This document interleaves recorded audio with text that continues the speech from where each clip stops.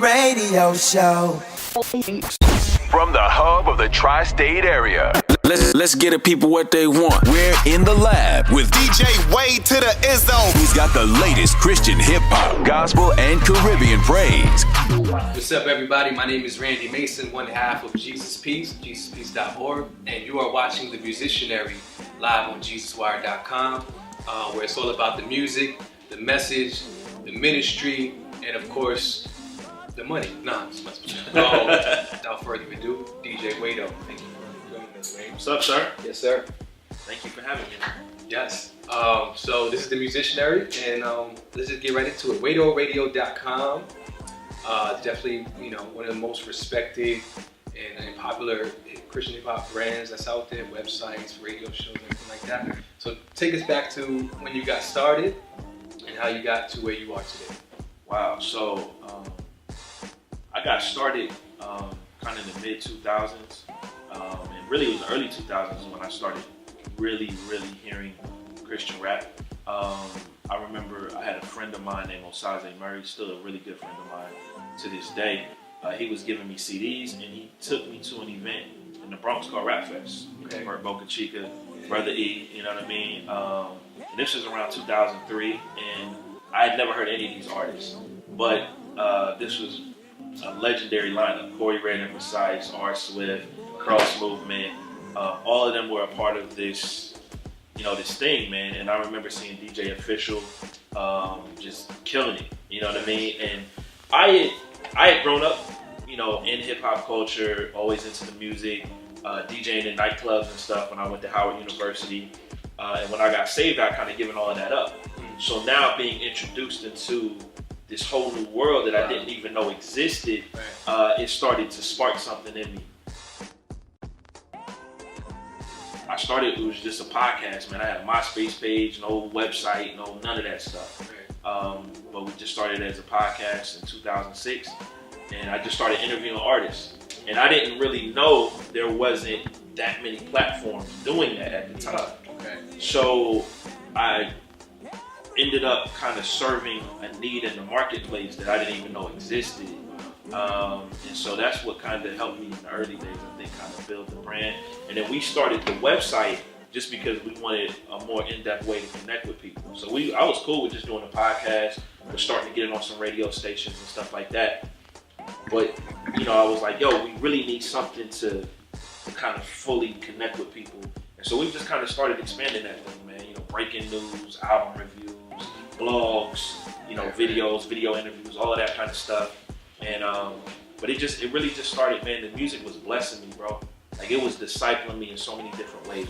After the music stops, the fade. Tony Tillman, he was Brother Tone back then. He had an EP out that was I love, man. Revolutionary theme music, Cross Movement, Holy Culture, like all of those CDs in a way helped shape me and mold me into the man that I am today in a major way. And so the show in its early stages, that's what it was. It was promoting this music that was blessing me. I was just hoping, bro, real talk, my friends that didn't know about Christian rap would tune in and find out about this music. And, God just grew it, bro. Praise God. It's more than music, it's ministry, so it's not just about the music. It's ministry primarily. Sure. Ministry through music. So is there a distinction between business and ministry, and if so, how do you differentiate? Man, I'll say this, bro. There's a distinction probably in how we define them, but if you really understand ministry and what it means to live the Christian life, that should influence how you do business. So my core set of values, principles, and all those things are shaped by my faith in God, my belief in the Bible.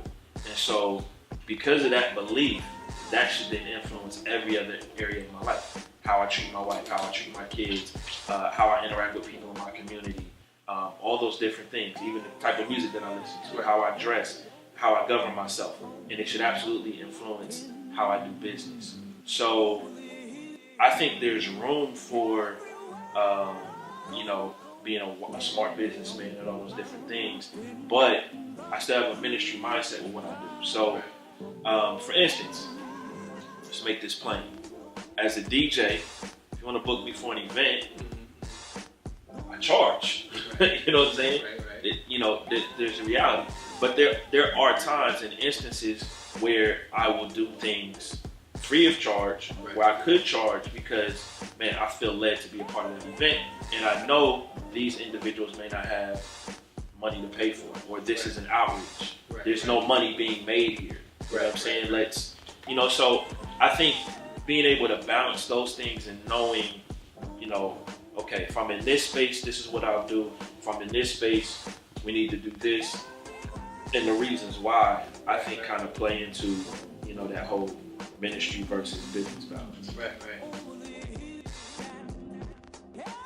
I read a blog that you wrote. It might have been around that time about ministry in New York and Christian hip-hop. Well, I didn't write it quite. It wasn't that long ago. Yeah. I know it's article you're talking about. Yep. Yeah, it was difficult to do it out here, and a lot of guys go down south.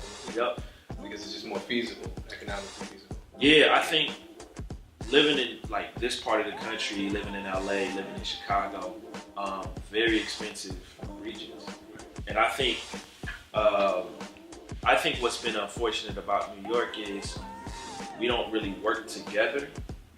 Everybody kind of just does their thing, and because of the economic realities of living in this area, it makes it very difficult to do those things by yourself. Right. Just because financially, man, listen, bro, like you probably paying $1,100, $1,200 a month for rent for a 1 bedroom. Right. You know what I mean? Like that's the reality of the situation. So I think, man, part of why we haven't seen this just mass influx of artists on the national scene from New York is because of that. Right. Because of the economic realities and the fact that we don't work together the way that we probably should. Whereas on the West Coast, and they've been working together for years out there. You know what I'm saying? And just coming together. So, for instance, you take a crew like the Dream Junkies. It's expensive to live in San Diego. But the fact that John Gibbs, Belief, and Ruslan, along with DJ Rack, along with their, inner circle of producers and everything, Anthony Cruz, all of that, they work together, right? They're able to achieve way more as a collective than they would as individuals. Right. And I think that's part of why New York is what it is, bro. Right. And why do you think that? Is it the cold? Are we cold-hearted because of all this stuff? Bro, we grew up, most of us grew up on Biggie and Jay-Z. Right. And there was always the King of New York complex. Okay. And I think many of us as Christians still have the King of New York complex. I want to be the guy from New York. I want to be the number one guy. Listen, the top guy from New York right now is Andy Mineo. And the reason why he came up, part of it was not because he wanted to be the top guy.